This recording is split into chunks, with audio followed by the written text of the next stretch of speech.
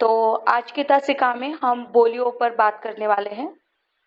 जैसे कि कल तक हम लोग दक्षिणी बोली तक आए थे।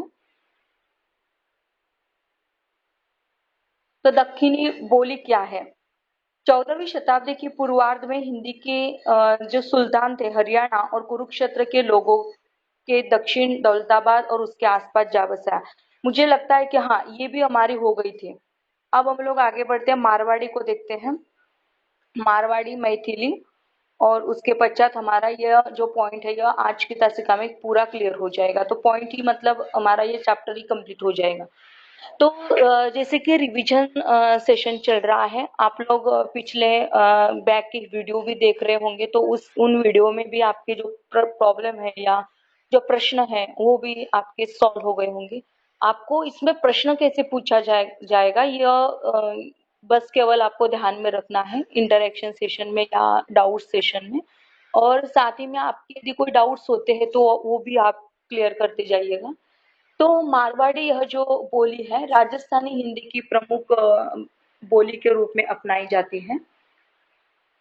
मरुभूमि, मरुधर देश, मुरुवर तथा मरवड़ को ही मारवाड़ कहा जाता है।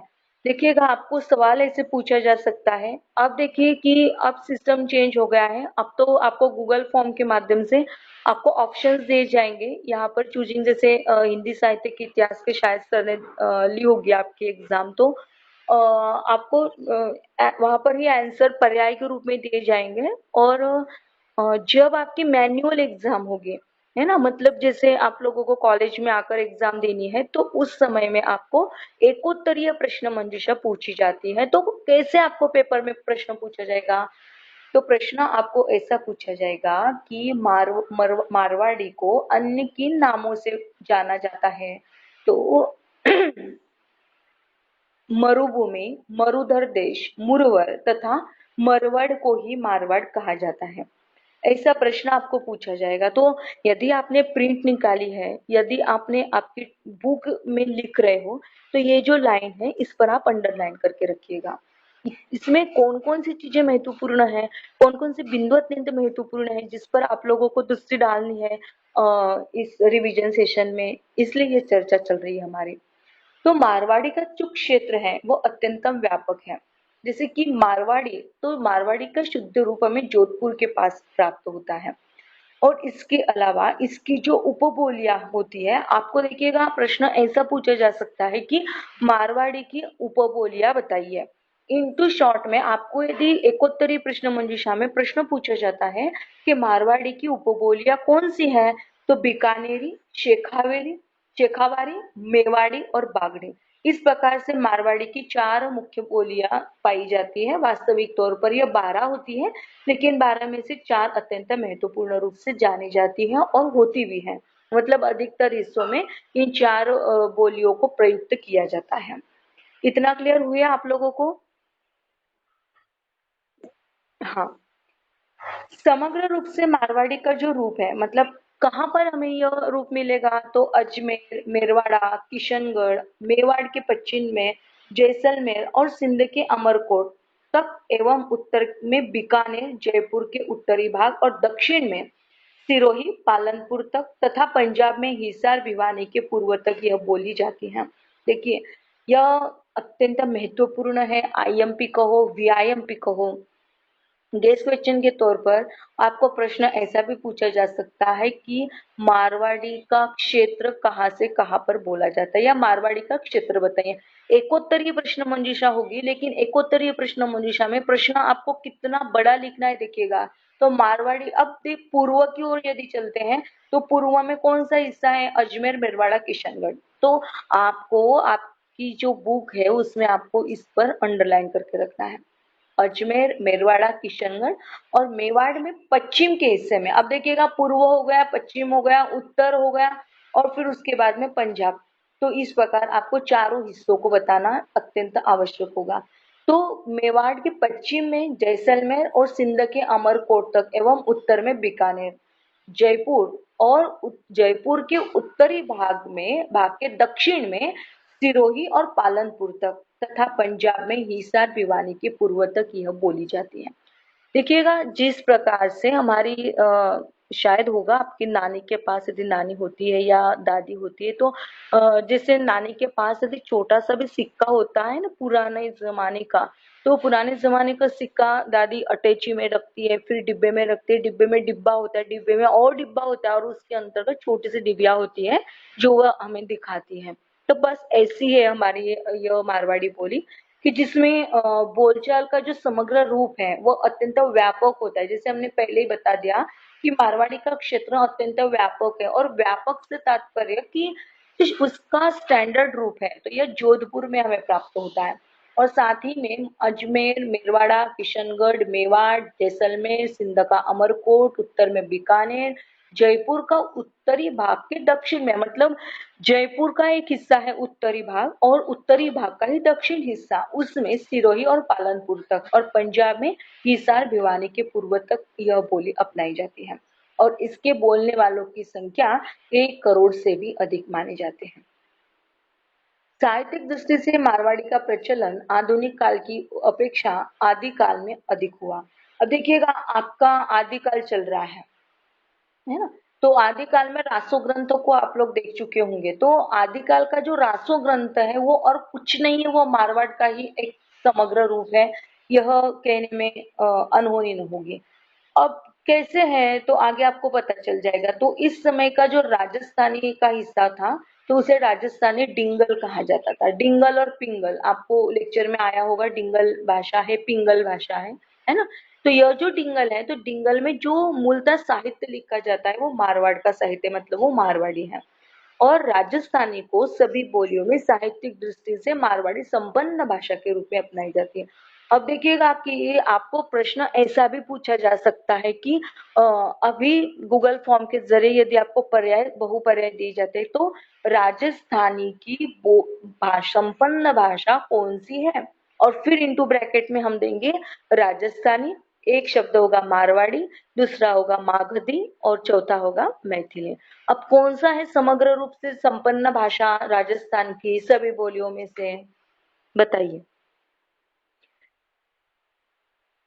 नोट्स आपके सामने है, पीडीएफ आपके सामने छोड़ दी है। ऐसा नहीं किए कि जो इससे पढ़ाए थे, पीपीटी से पढ़ाए थे, हम पीपीटी प्रेजेंटेशन किए थे और वैसे ही पढ़ा रहे, बिल्कुल नहीं कर रहे हैं। दोनों को पढ़ाते समय चेंजेस हो रहे हैं, ध्यान में रखिएगा। चेंजेस कैसे है कि जब हमने लेक्चर्स दिया था तो लेक्चर्स के दरमियान आप सभी लोगों को याद आ रहा होगा कि पीपीटी दिया है, और जब आपको ओरिजिनल नोट्स हमने अब दे दिए हैं तो उसी ओरिजिनल नोट्स के माध्यम से हम आपका ग्रुप डिस्कशन करना चाहते हैं। तो प्लीज आप हमें यह बताइएगा कि यदि प्रश्न आपको ऐसा पूछा जाता है कि राजस्थानी की संपन्न भाषा कौन सी है, हम ऑप्शंस आपको देंगे, मारवाड़ी है, राजस्थानी है, मैथिली है और मागधी है। तो कौन सी संपन्न भाषा है बताइए। मारवाड़ी, बिल्कुल सही। देखिए किसने बताया मारवाड़ी? उजाला। उजाला कॉन्फिडेंस लेवल बड़ा स्ट्रांग होना चाहिए बेटा हमारा, है ना? इसलिए स्ट्रांग होना चाहिए कि नहीं हम गलत नहीं है, जो भी है बस सही है। और आपके सामने पीपीटी है, आपके सामने पीडीएफ है, तो कॉल्ड आपके सामने पूरा आंसर दे दिया है, तो आपको बिल्कुल कंफर्मली होकर, मतलब डावाडोल नहीं होनी चाहिए आपकी नौका, बिल्कुल कंफर्मली होकर आपको स्टडी करनी है बेटा। तो बिल्कुल सही जवाब दिया आपने कि मारवाड़ी संपन्न भाषा के रूप में अपनाई जाती है। डिंगल में जो साहित्य लिखा गया वो मूलतः मारवाड़ी है। और इस क्रम में प्राचीन कवि, अब देखिए चंद्रवरदाई का नाम आप हिंदी साहित्य के इतिहास में देख चुके हैं आदिकाल के भीतर। बाकीदास, मुरारीदास, सूर्यमलता और इस प्रकार के कवि जो है इनका उल्लेख मिलता है।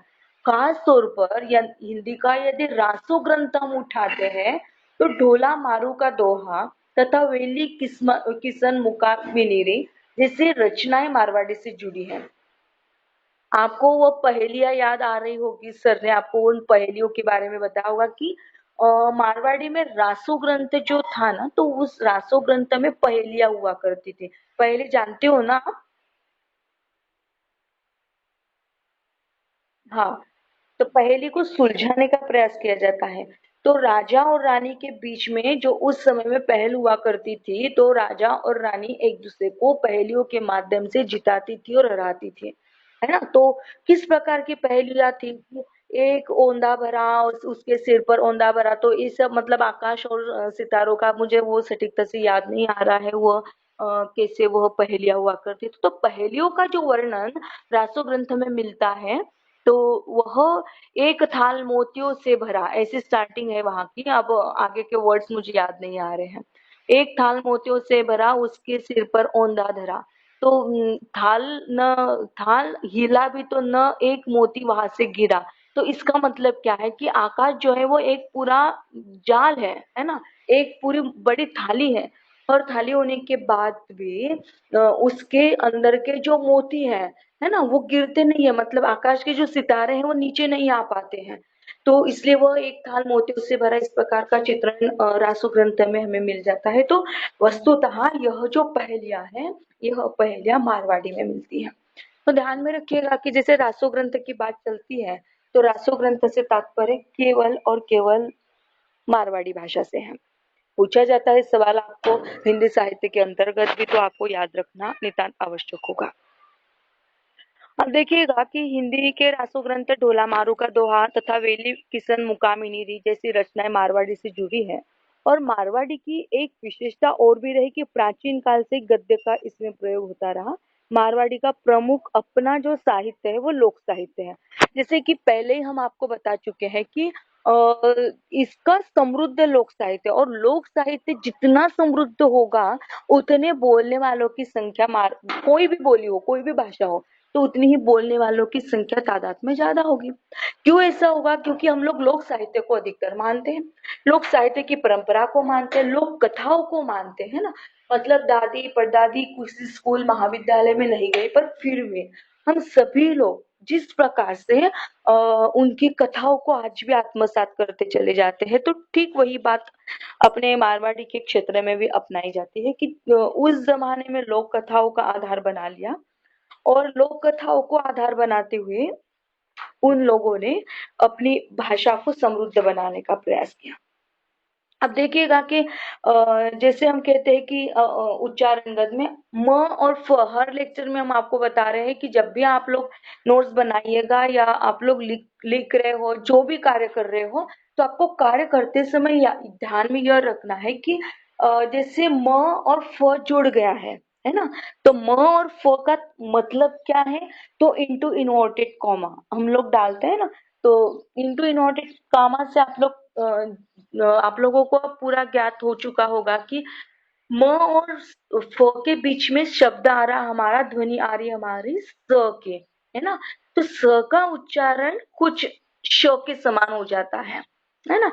तो जैसे जास्यो यदि होता है तो जास्यो का हो जाता है जाशो। आपको याद दिला दे कि हमारा हिंदी सप्ताह, हिंदी दिन के रूप में जब मनाया गया था, तो सर का उच्चारण भाषा के रूप में श ना होते हुए सा था। याद आ रहा होगा आपको, याद आ रहा है? हाँ, तो ये सब जो होता है यह केवल और केवल प्रांत के अनुरूप ढाला जाता है।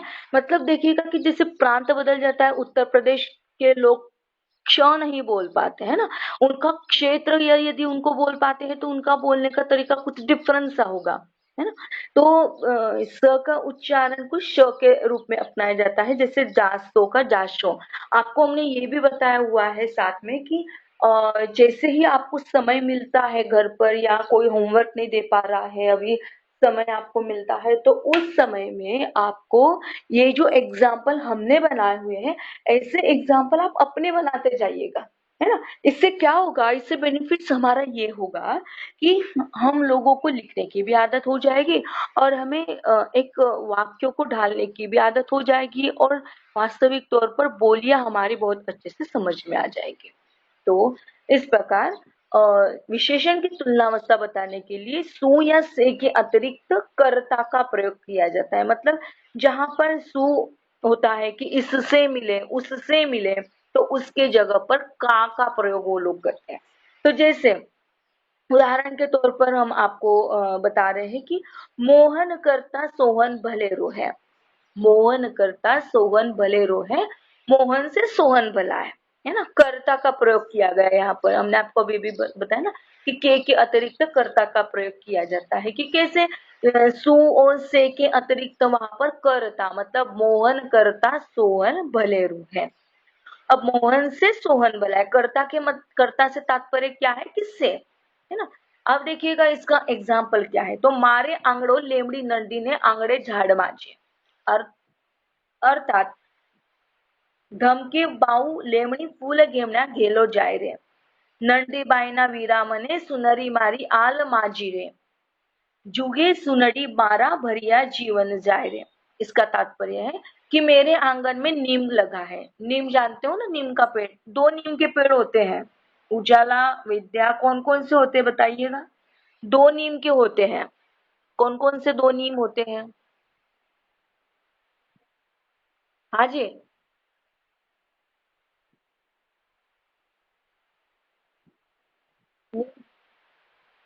नीम का पत्ता एक ही देखा है, आप लोग नहीं खाते क्या। दो देखे हैं, एक मीठा वाला नीम होता है और एक कड़वा वाला नीम होता है। मीठे का प्रयोग किसमें करते हैं, किसमें करते हैं, विद्या, कौन बोला कि हमने एक ही देखा है। विद्या, विद्या आप किचन में जाती नहीं हो क्या। अच्छा किचन में हो, कौन सा एक ही देखा है।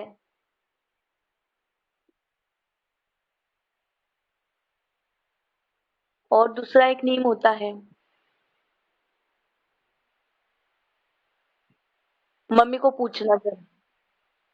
हाँ, मम्मी को पूछिएगा कि जिसका प्रयोग किचन में किया जाता है वो वाला नीम कौन सा होता है। तो मैम ने बताया है कि वो मीठा वाला नीम होता है, तो उसे क्या कहा जाता है। चलो, होमवर्क है आपको, ये किचन का होमवर्क दे दिया, आगे बढ़ते हैं।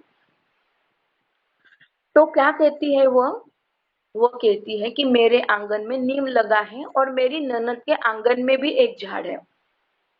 मैं एकदम नीम को काट दूंगी जिससे वो शाखाओं के साथ फैलेगा।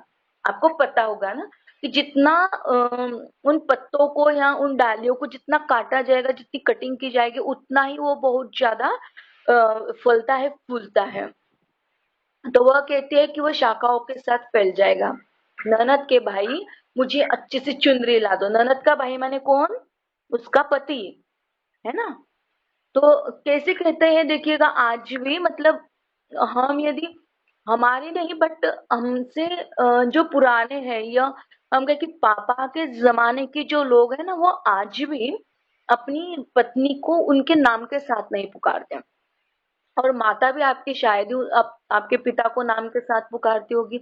लेकिन अजी सुनते हैं आप, ऐसा उनका उच्चारण होते हैं, या विद्या की माँ, विद्या के पापा, कविता की, होता है क्या ऐसा, एम आई राइट।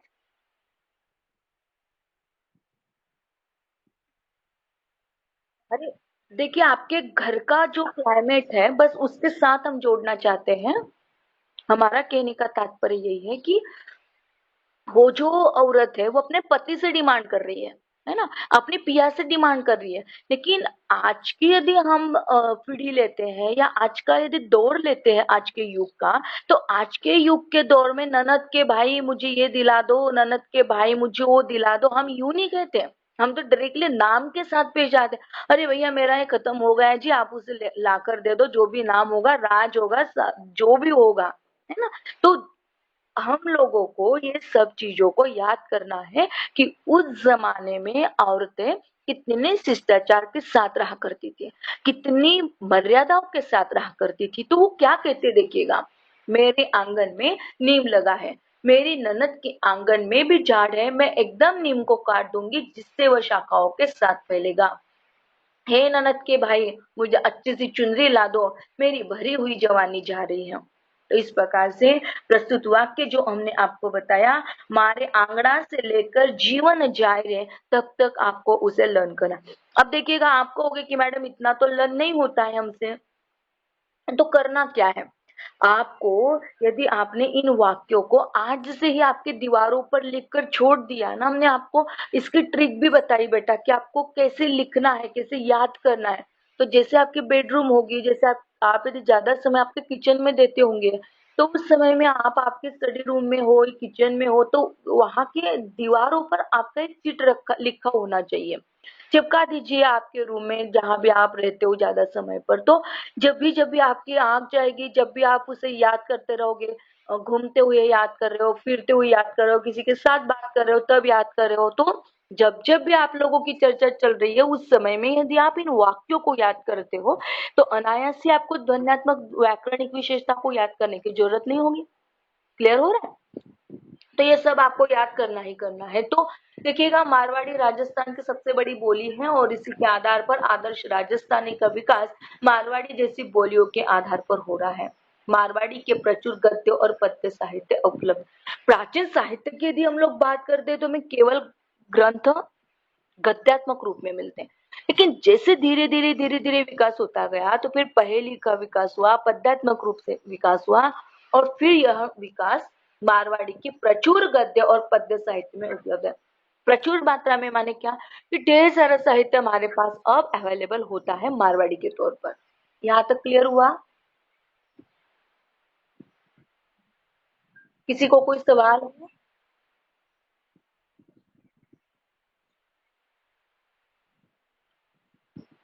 हाँ, आप लोगों में से किसी को यदि कुछ डिस्कशन करना होगा तो आप लोग भी कर सकते हैं। ये डिस्कशन समय ही है बेटा। आप लोग बोलते नहीं हो इसलिए मुझे कंटिन्यूअसली लेक्चर्स देना पड़ रहा है, रिपीटेशन कर रहे हैं हम। आप लोग डिस्कस करते जाइएगा कि मैम इसमें ये है तो इसमें ये क्यों नहीं है। देखिएगा कैसे क्षेत्र के अनुरूप भाषा कैसे बदलती है, क्षेत्र के अनुरूप बोलियां कैसे बदलती है, कैसे परिवर्तित हो जाती है, कैसे ध्वन्यात्मक विशेषता एक दूसरे की पूरी तरह भिन्न होती है ना। उससे आप लोगों को देखना है। बताइएगा, आपको किसी को कोई सवाल हो तो? नहीं होगा तो हम लोग आगे चलते हैं।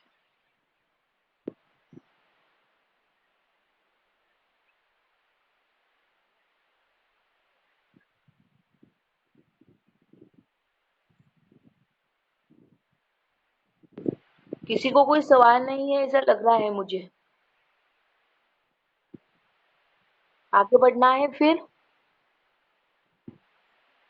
ओके, देखिएगा, मैथिली जो बोली है तो ये भोजपुरी के क्षेत्र के पूर्व में हमारे यहाँ आखिरी बोली है। इस चैप्टर की आखिरी बोली को हम पढ़ाएंगे।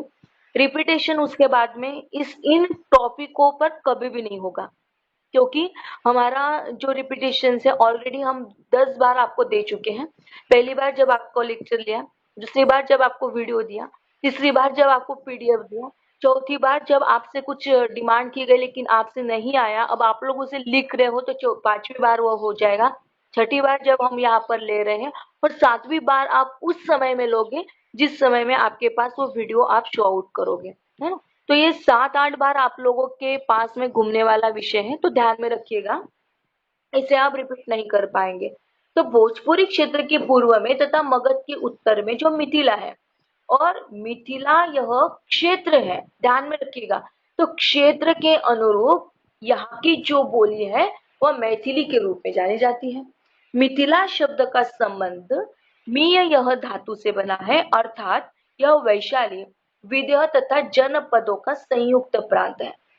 पुराणों में मिथिल नाम का एक तेजस्वी ऋषि का उल्लेख मिलता है। अब जैसे यह मिथिल नाम का एक ऋषि, चूंकि वह तेजस्वी ऋषि था, और इसी ऋषि के आधार पर प्राप्त होने वाला नाम मिथिला, नगरी का नाम मिथिल, मिथिल से तात्पर्य हुआ मिथिला, और मिथिला से तात्पर्य होने वाली हमारी बोली मैथिली। क्लियर हो रहा है?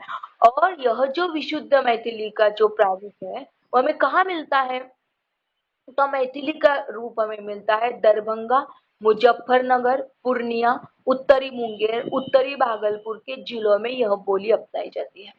मिश्रित रूप में यह बोली केवल दरभंगा, मुजफ्फरनगर, पूर्णिया, मुंगेर, भागलपुर में ही नहीं बोली जाती, बल्कि मिश्रित रूप में नेपाल की तराई, चंपारण, संथाल का परगना के संलग्न भी बोली जाती है। देखिएगा, मतलब इसका भी रूप कितना व्यापक रूप में अपनाया जाता है, मिश्रित रूप में ही क्यों न हो। अब जैसे मिश्रित रूप कैसे होता है कि आज भी हम लोग देखते हैं कि मराठी की खानदेशी हमारी जो गण बोली है ना, जिसे भालचंद्र नेमाड़े जी अपने कोसला कादम्बरी में लिखते हैं, एज इट लेते हैं, जैसे हम लोग बोलते हैं ना, बस वैसे का वैसा रूप वहां पर हमें दिखाई देता है। लेकिन बहिणाबाई की कविता को ले लीजिएगा, उनके पदों को ले लीजिएगा, कैसे लिखती है? मन वढ़ाय वढ़ाय, है ना? तो देखिएगा कि जैसे वहां की खानदेशी बोली है, वैसा का वैसा प्रारूप यदि पाठ्यक्रम में डाला जाता तो शायद ही वो लोग, हम लोग उसे अच्छे से समझते। लेकिन कई बार खानदेश की उन बोलियों को या पाठ्यक्रम में डाला ही नहीं जाता। इसलिए नहीं डाला जाता क्योंकि केवल हमारी मराठी को आत्मसात करने वाला खानदेश प्रांत ही नहीं है, बल्कि इस प्रांतों को देखने वाला और भी ऐसे प्रांत हैं जिसमें मिश्रित रूप में अपनाना आवश्यक है। तो जब भी हम अपने पाठ्यक्रमों की चर्चा करते हैं, अपने पाठ्यक्रम पर नजर डालते हैं, तो हमारे पाठ्यक्रम का मूल आधार जो है वो मिश्रित रूप है। जैसे पूना की जो खड़ी बोली स्टैंडर्ड परिनिष्ठित मानक जो लैंग्वेज है, उस पर यदि हम लोग कटाक्ष डालते हैं, हमारे पाठ्यक्रम पर यदि हम लोग कटाक्ष डालते हैं, तो निश्चित ही तौर पर हमारी यह जो मिश्रित भाषा के रूप में अपनाई जाती है, तो आज हम लोग अपनी मराठी को मिश्रित रूप में अपनाते हैं। घर में कुछ अलग बोलते, कैसे आप मिश्रित रूप में अपनाओगे? तो हमारी घर की बोली अलग होगी, और महाविद्यालय में जब आप लोग अपने साथियों के साथ या अपने प्रोफेसर्स के साथ पेश आते हो तो वहां की बोली अलग होगी। होता है क्या ऐसा? क्या आपने फील किया है? हाँ, ठीक है। तो देखिएगा कि हमारी जो मैथिली बोली है, यह मैथिली बोली मिश्रित रूप में नेपाल के तराइयों में, चंपारण में और संथाल के परगनों में भी बोली जाती है। मैथिली बोलने वालों की संख्या 1,13,00,000 के लगभग है। मैथिली साहित्य के प्राचीन काल के गीतकारों में विद्यापति अत्यंत महत्वपूर्ण है ना। विद्यापति मतलब देखिएगा कि विद्यापति को आगे आपको देखना है, जब बात चलेगी तब प्राचीन काल के कवि है विद्यापति। लेकिन जब जब अभी आप लोग आगे बढ़ते चले जाओगे, आदिकाल के बाद भक्ति काल आएगा, भक्ति काल के बाद श्रृंगार काल आएगा ना, रीति काल जिसे कहा जाता है। तो रीति काल पर यदि हम लोग दृष्टि डालते हैं तो घोर श्रृंगारी कवि के रूप में यदि किसे देखोगे आप तो विद्यापति को। मतलब नक्शी का वर्णन, नारी के नखों का, नखों से लेकर उसके बालों तक, शिखा तक का वर्णन जिसने किया, ऐसे कवि विद्यापति। अब विद्यापति को यदि हम लोग देखते हैं तो ग्रियर्सन का मानना है विद्यापति जी को लेकर कि जिस प्रकार सोलोमन के गीतों को ईसाई पादरी पढ़ा करते हैं, वैसे ही हिंदी भक्त कवियों के घरों में विद्यापति के गीत पढ़े जाते हैं। लेकिन आचार्य रामचंद्र शुक्ल जी ने इनकी आलोचना करवा दी और उन्होंने कहा कि आधुनिक रंग के चश्मे बहुत सस्ते हो गए हैं। तो इस प्रकार से विद्यापति घोर श्रृंगारी कवि के रूप में अपनाए जाते हैं। तो इससे ही श्रृंगार का जो वर्णन उन्होंने किया, नारी का बखान उन्होंने जो किया, वो उन्होंने मैथिली भाषा में किया, याद रखिएगा। नंद का नंदन कदम्ब का तरुवर धीरे धीरे मुरली बजाओ। मतलब जो नंद का नंदन है, पुत्र है, वो कदम्ब वृक्ष के नीचे मुरली बजा रहा है। और जो चित्रण वहां का है, सभ्य स्नाता नारी का वर्णन विद्यापति ने कर दिया। खास तौर पर विद्यापति ने मैथिली इस बोली में अपना प्रचुर मात्रा में साहित्य लिखने के कारण उन्हें मैथिली कोकिल के नाम से उपाधि भी दी गई। अब देखिएगा कि मैथिली बोलने वालों की संख्या यदि 1,13,00,000 के लगभग पाई जाती, तो मैथिली साहित्य के प्राचीन काल के गीतकारों में विद्यापति, गोविंदास, मध्यकाल के नाटककारों में रंजित का, जगत प्रकाश राय, कीर्तनिया नाटक लिखने वालों में उमापति उपाध्याय, एकांकीकारों में शंकरदेव, संत कवियों में रामदास, कृष्ण भक्त कवियों में मनबोध, आधुनिक काल के साहित्यकारों में चंदा झा, तंत्रनाथ झा, हरिमोहन झा प्रसिद्ध है। आदि काल में ही हिंदी के अमर कवि विद्यापति ने जिस बोली में साहित्य रचना की वह मैथिली थी। मतलब देखिएगा कि जैसे विद्यापति ने घोर श्रृंगार काल, अब जैसे आपको बता दिया कि रीतिकाल घोर श्रृंगार का युग है, लेकिन रीतिकाल के घोर श्रृंगार का चित्रण आदिकाल के संघर्षमय वातावरण में प्राप्त करवा देना। जैसे जहां पर खून की नदियां बह रही है, सभी जगह पर त्राहिमाम त्राहिमाम की धूम मची हुई है, और ऐसी जगह पर अपने ही आराध्य का बखान करने के बजाय वहीं पर उन्होंने अपने ही आराध्य को केवल नायक और नायिका के रूप में प्रस्तुत किया। और इसे प्रस्तुत करने वाले एकमात्र कवि है पूरे साहित्य जगत में, और उनका नाम है विद्यापति। तो विद्यापति ने अपनी जिस साहित्य रचना में प्राप्त किया, तो उनकी साहित्य रचना की जो बोली थी वह मूलतः मैथिली थी। उन्हें मैथिली कोकिल के नाम से भी जाना जाता है। मध्यकाल की यदि बात करते हैं तो मध्यकाल में जहाँ हिंदी की अन्य बोलियों में काव्य विधा विकसित हुई, वही मैथिली में अनेक नाटकों का प्रणयन हुआ।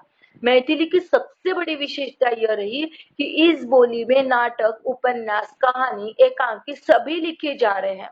हिंदी की बोलियों में मैथिली विविध विधाओं की दृष्टि से संपन्न भाषा है। इसके अतिरिक्त मैथिली का विशाल लोक साहित्य भी उपलब्ध होता है और इस प्रकार मैथिली की अपनी साहित्यिक परंपरा का एक स्वतंत्र इतिहास हमें मिल जाता है।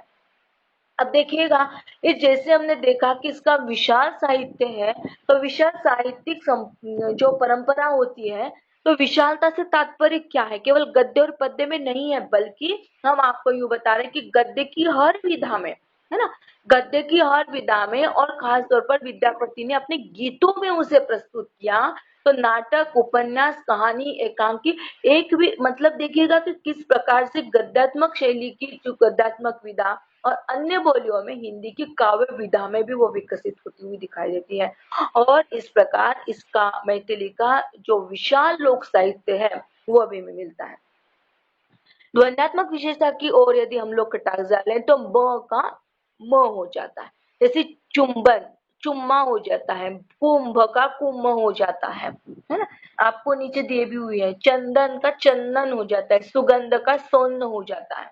ग का त्र स्वतंत्र रूप में प्राप्त हो जाता है। जैसे हम लोग कंगन कहते हैं ना, तो कंगन का न यहाँ पर में नहीं मिलता। आपको पता होगा कि ड के आगे थोड़ी सी बिंदी लगाई जाती है, उसका कंगन नहीं मिल पाता। ऐसा ध्वनि परिवर्तन कहीं कहीं विचित्र रूप में मिलता है। जैसे मुझे नींद आ रही है, तो नींद का नीत, ऊंडा का ऊंठा, बलवान का बलुआर, इस रूप में। अब देखिएगा इसका उदाहरण कैसा है। तो हे यार, कितना कहो, हे यार कते कहिया, ओय ओते रहिते त हसे त पेट पुतः, अद्भुत दृश्य चल बूझी, पड़ेत चल जेना आवकुन माकुन मची जाए। अर्थात हे यार, मैं कितना कहूँ, वहां तो रहते तो हंसते हंसते पेट फूल जाता। अद्भुत ही दृश्य था, जान पड़ता था कि अब यहाँ मारकाट मच जाएगी। इस प्रकार की जो हमारे मैथिली बोली है, तो मैथिली बोली का जो प्रारूप मैथिली ही नहीं, लगभग ब्रज, अवधी, खड़ी बोली, दक्षिणी, भोजपुरी, मारवाड़ी और अंत में हम लोग ले चुके हैं मैथिली। लगभग 7 बोलियों के प्रारूप को, उनकी ध्वन्यात्मक विशेषताओं को, उनके नामकरण को, उनकी ध्वन्यात्मक विशेषताओं के साथ साथ उनके उदाहरणों को भी हम लोग देख चुके हैं। तो दोस्तों, यहाँ पर यह टॉपिक हमारा कंप्लीट हो गया। यदि आपको किसी को कोई सवाल होता है तो प्लीज यू डिस्कस इट। आप लोग अब डिस्कस करते जाइए। विद्या, कविता, उजाला, आप और कोई जुड़ा हुआ है? मोबाइल पर दिखता नहीं है बेटा।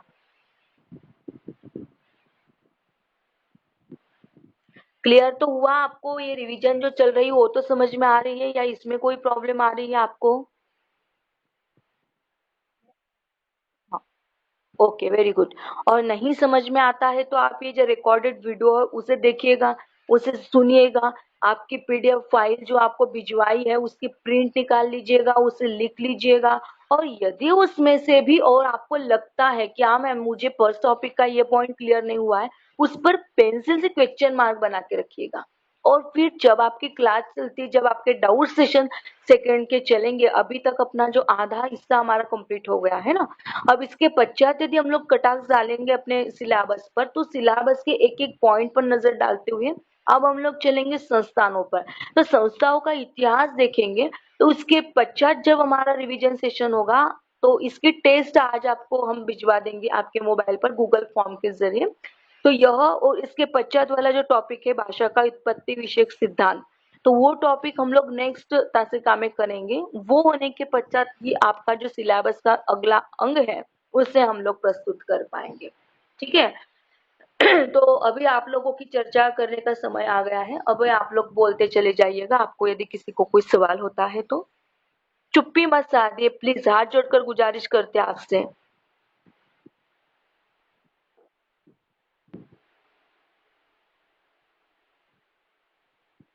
समय की सीमाओं को जानिए।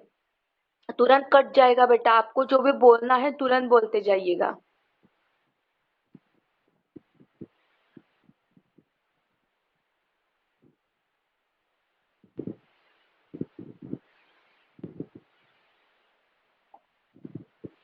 आपकी चुप्पी का मतलब क्या ले हम? सब समझ में आ रहा है? हाँ? किसी को भी नहीं है? कविता, वैशाली, कितने लोग जुड़े हैं आज? स्क्रीनशॉट निकाल लिए क्या? उजाला, कविता, स्क्रीनशॉट ले लीजिएगा आपके अटेंडेंस का, ताकि वो हमें सबमिट करने में काम आ जाए। हमने अब तक नहीं लिया, एक पूरा एक मंथ चला गया और उसके पश्चात हमें पता चला कि वो स्क्रीनशॉट लेना चाहिए था। लेकिन ये जो रिकॉर्डेड वीडियो है इसमें आपकी आवाज जुड़ी है, आप लोग जुड़े हो, स्टार्टिंग से रिकॉर्डिंग चलती है, तो इसमें कोई दोहराई है ही नहीं। और सबसे बड़ी बात है कि आप ही हो जो मूल प्रतीक के रूप में है, आपको और किसी की चीज की आवश्यकता होती है तो प्लीज कॉल में हमें इन्फॉर्म कीजिए कि मैम ये पॉइंट क्लियर नहीं हो रहा है। अब तक के हुए जितने पॉइंट्स हमने आपको बताए तो सभी को ऑल ओवर क्लियर हो गए हैं।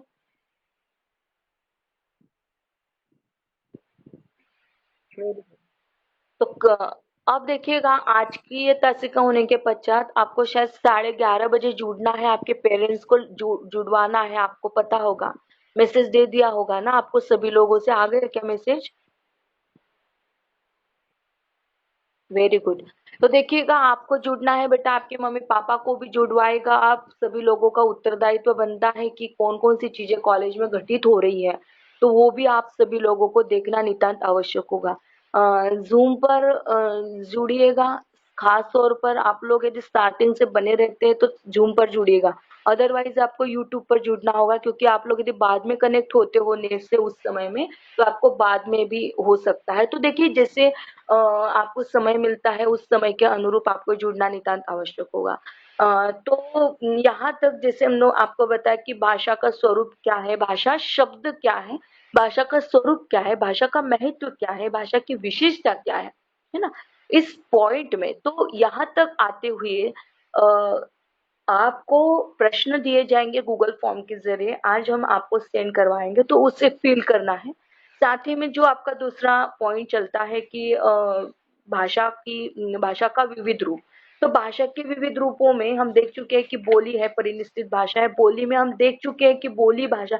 इस टॉपिक में आपको ब्रॉड क्वेश्चन पूछा जाएगा, बोली भाषा कैसे बनती है, कारण बताइए, या बोली ये भाषा बनने को परिवर्तित होने के जो कारण है उसे बताइए। तो सबसे पहली बात, हमने साहित्य श्रेष्ठता के कारण, अन्य सहयोगी बहनों से अलग होने के कारण, धार्मिक श्रेष्ठता के कारण, बोलने वालों का महत्वपूर्ण होना उसके कारण, बोली का सबसे प्रमुख होने का कारण, राजनीति बताया, व्यापार बताया।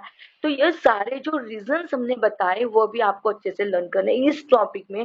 फर्स्ट टॉपिक में पहला प्रश्न आपको पूछा जाएगा, भाषा शब्द, भाषा की परिभाषा बताते हुए भाषा की विशेषताओं को सोदाहरण स्पष्ट कीजिए। पहला प्रश्न आपका क्लियर हो गया ब्रॉड क्वेश्चन के रूप में। फिर दूसरे पॉइंट में आपको प्रश्न पूछा जाएगा, बोली भाषा कैसे बनती है, परिवर्तन के कारण बताइए, बोलियों के महत्व प्राप्त होने के कारण बताए, ऐसा भी सवाल पूछा जा सकता है। तो ये दो, अब जो टॉपिक हुए, दो टॉपिक में से आपको ब्रॉड क्वेश्चन किस पर पूछा जाएगा वो बताएं। आपको शॉर्ट नोट पूछी जाएगी। हाँ जी। हाँ बेटा बोलिए।